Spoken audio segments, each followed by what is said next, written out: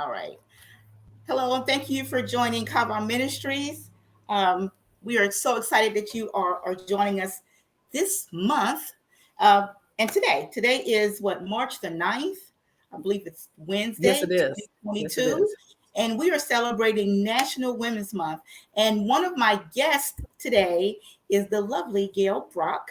She hails from Cincinnati, Ohio, and she is a one of our many willing participants this year who are going to celebrate with us for National Women's Month. And Pastor Gail, how are you doing today? I'm doing very well. Doing very well. Thanks for Good. asking. You're welcome. So I'm just going to let Pastor Gail introduce herself, give a little bit about talk about who she is, and then we'll go from there. Well, as Elder Huckabee said, I'm Pastor Gayle Brock from Grace Christian Fellowship in Cincinnati, Ohio. My husband, Bishop Dr. Daryl Brock, is the senior pastor at Grace Christian Fellowship.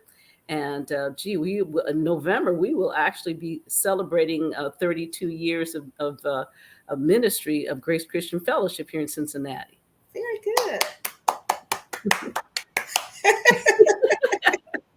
Awesome. And if you're looking for a church home is going to teach you and Mm-hmm. help you become grounded and find your gifts and talents, who will love on you and support you. Grace Christian Fellowship, that's the place to go. I'm a little biased, but I'm serious about that. Wonderful, wonderful ministry in Cincinnati, Ohio. Amen. Amen. In the lovely neighborhood of Cheviot. Yeah.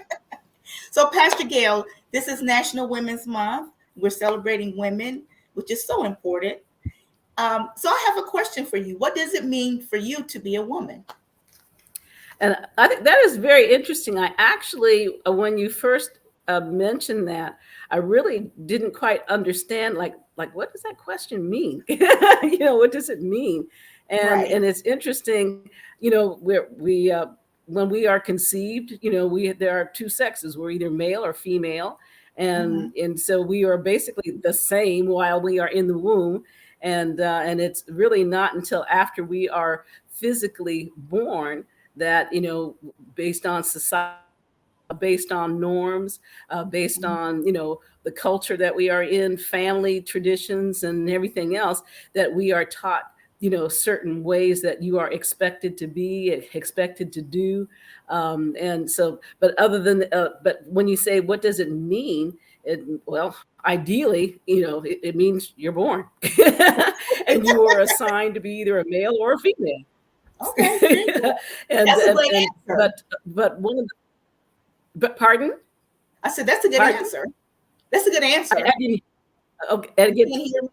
and it's interesting because I guess there's that's what it means. It means you were born and you were assigned either to be a male or a female. But the Okay. difference is, though, as in life, because again of our culture, because of society, how we are socialized, families have different, have different thoughts and patterns and traditions on how you're supposed to present yourself, or how you are supposed to be as a male, and how you're supposed to present yourself and act and think as a female. And so that's where differences occur, other than physical differences, of course. Naturally, that God gave us the physical differences, as he is the one who gave the assignment.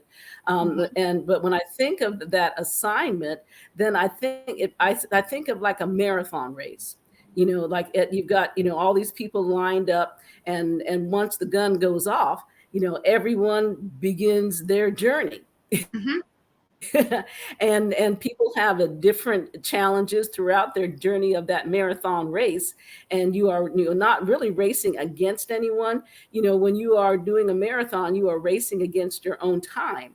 And so therefore, it's the same thing in life. You are, as a male or a female, you are running your race as your culture, as your family traditions, as the society, how you have been socialized, how that those things have been bred into you. And then as you continue on, you face challenges. Sometimes there's a puddle, sometimes there's a hole to jump over. And Mhm. depending on your personality, depending on how you were socialized, depends on how you will traverse that hole, or traverse that puddle, or traverse the challenges. In a marathon, there are water stations and different ways of support along the way, just as in life, as you are a woman or a man.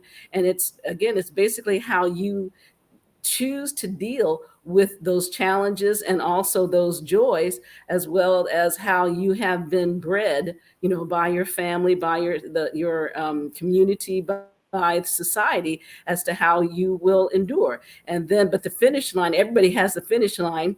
And Mhm. just like in a marathon, some people make it in, a few hours. Some people make it more, and it takes them longer. But we all get to the line that God has drawn for us, and then he's there saying, "Well done." Amen. I like that. That's good. I have to use some of that. Okay. So the next question I have for you uh, is, if you could talk to your younger self, if you could speak to your younger self about what it means to be a woman, what would you tell yourself?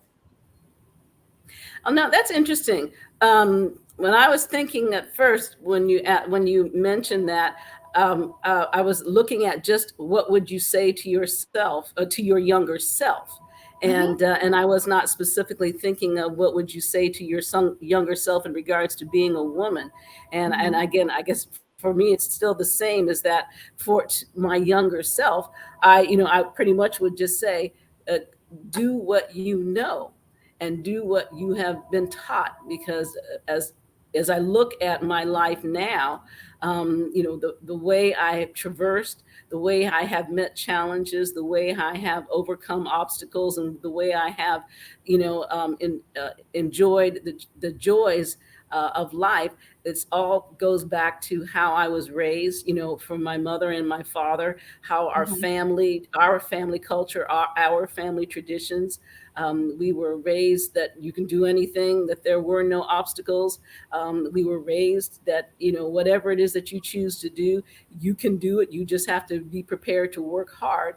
And throughout life, that is how I've met all the challenges. And so, to my younger self, I would not have any phenomenal pearls of wisdom except to say, do what you have been taught, because you have been prepared for the journey that you are going on. Because my mother and my father were excellent role models. And I'm blessed that I came from a strong family. In our family, you have some families where the father figure, is the key disciplinarian, or the lead. And actually, in our family, that not just in our household, but on my mother's side of the family, that it was much more maternal. It Oh, was the ladies who were very strong. And I mean, the men, of course, they were not whipped. It was just like okay. it was my father never spanked us. It was always my mother who was the disciplinarian. And you always knew what the rules were and everything like that. But it Hmm. was the bottom line is, we came from a long line of strong women. And that's all I know to do, and that's all I know how to be. And when I've met challenges, it's kind of like I put on my mother. And so, therefore, talking to my younger self, I would just say, do what you know to do, because you have been prepared very well by your family. I like what you said about putting on your mother. Hmm. Sometimes I Hmm. think we unconsciously do that as women. When we, especially when we have hard challenges, sometimes we may say to another person, something in me happened, and I found myself doing something that my mom did or my grandmother did or similar to that, and I don't know where that came from. And I like the way you put you Hmm. quoted that, or you said that, of putting Hmm. on your Right. mother. That's so powerful, and we do it, and sometimes it's an unconscious thing. that we do. And in some, yes, absolutely, but also on the other side, there are plenty of times when I put on my father, because my father, he was literally one of the most intelligent men that I knew. And the way he carried himself and the way he did things, like, he was the head deacon at our church, and he was a phenomenal entrepreneur. And Mhm, he, again, was the one, he literally just did not, if he wanted to accomplish something, that's what he did. And so there are times when I put on that. So it's kind of, it is very equal, but there mhm, are times when you look at yourself and say, okay, what would daddy have done? Or how would mommy have carried herself? mhm, And there are, some situations where I specifically remember, putting on my mother and just like not putting up with stuff. mhm, mhm, mhm, mhm. When you mentioned your father and how he was an entrepreneur and how Yes. he was very tenacious, I see that in Yes. you. I see Yes, that part of you. I exactly. see that. Exactly. And again, the thing about it, it comes from both sides. And but Yeah. but yes, but and that's just it. I really can't say, oh, I'm all the way this way or all the way that way. It it Mhm. it goes straight down the middle, from coming from a family that, we just, the expectations were high. And Yes. that's obviously, the expectations were high. That's a good thing. That's almost lost now, unfortunately, but that's a good thing, Mm, and it's mm, needed. We need to have a high. We need to have a standard. It needs to be yes, set high. Yes. yes. If there's a woman today or in the or biblically, who would you relate to and why? Now that's a hard one, because when you think of that, you don't really get to hear an awful lot about the characteristics Mhm. of the different women in the Bible. You hear some general things, and so when I was trying to think of, who in the Bible, again, it was tenacious, someone who's very clever, someone who's determined, someone who's very strategic. And so the thought, I was thinking of Moses' mother, was it Yeah. Jochebed? Hmm. And because, there was a challenge, she created a strategy of how to be able to take care of her son, to keep him protected from being, killed, like so many Hmm. other male children, and was able to nurse her own son under the guise of being a wet nurse. That's, in other Hmm. words, like, I relate to that, being, very strategic, developing plans and working plans, and being successful in what it is that you choose to do despite the obstacles. Hmm. I like And that one. That's a good that's how I kind of, that's the only one I could really think of, one. Okay. to in regards to that question. Hmm. Well, I like it because you don't hear too much about Moses' mother and her tenacity. And when you think Hmm. about the events of Moses, it would make sense. And so Hmm. I Hmm. appreciate you sharing that and giving that information. Yeah. Hopefully, maybe it will prompt somebody else to go read about it. Very good. Very good. Right, right, right. They'll I think just about, oh, couldn't let me think about I Moses' just mother. couldn't think of anyone else with, when I think of those characteristics that I align myself with. I just couldn't think of anyone else. So, again, it's not specifically what someone does, but I was thinking of the characteristics, Right, and right. the perceived personality that we are able to read about. Well, Pastor Gail, before we close, I'd like for you to do two things. Can you give more information on Brock Consulting and what you do and the spirit? I will say this, and I'm not being prejudiced, it's true. Because I've experienced your work personally and your some of your training. So can you talk about Brock Consulting? Well, with Brock Consulting, this is my work that I've been doing as a leadership development consultant. One of the things I like to share with people, that there was a time in my life where someone helped open the door for me, and once I got into that door, I like swam my heart out. And therefore, through Brock Consulting, that's what I do. I help get people through the door of the challenges that they are having in staff development, leadership development, strategic planning, curriculum development, whatever you need to have developed.